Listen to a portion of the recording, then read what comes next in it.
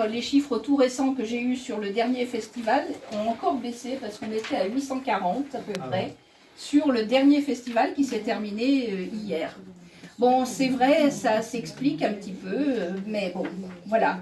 Donc Télérama en 2019, c'était 900 personnes. Autour du monde, qui durait 2 semaines, a fait 505 participants, ce qui est quand même déjà pas mal. Il y a une augmentation puisque en 2018, on était à 440. Donc là, on a un petit peu augmenté. Le festival de rentrée début septembre, pareil, petite augmentation.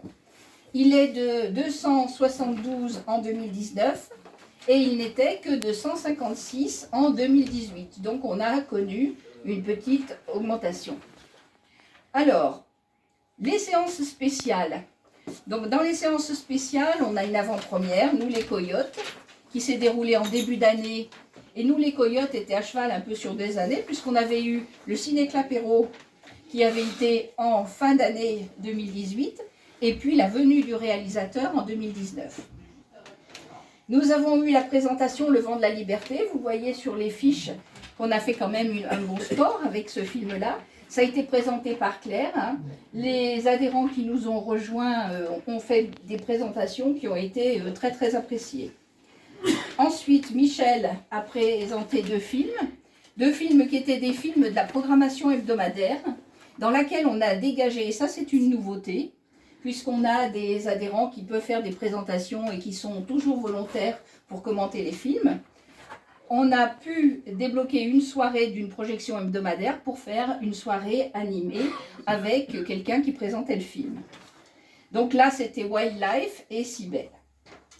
On a fait un cycle Truffaut avec des résultats assez variables. Donc là, il y a 3 intervenants qui sont intervenus, Claire, Pierre Domaine et puis Jean-Paul Boutelier.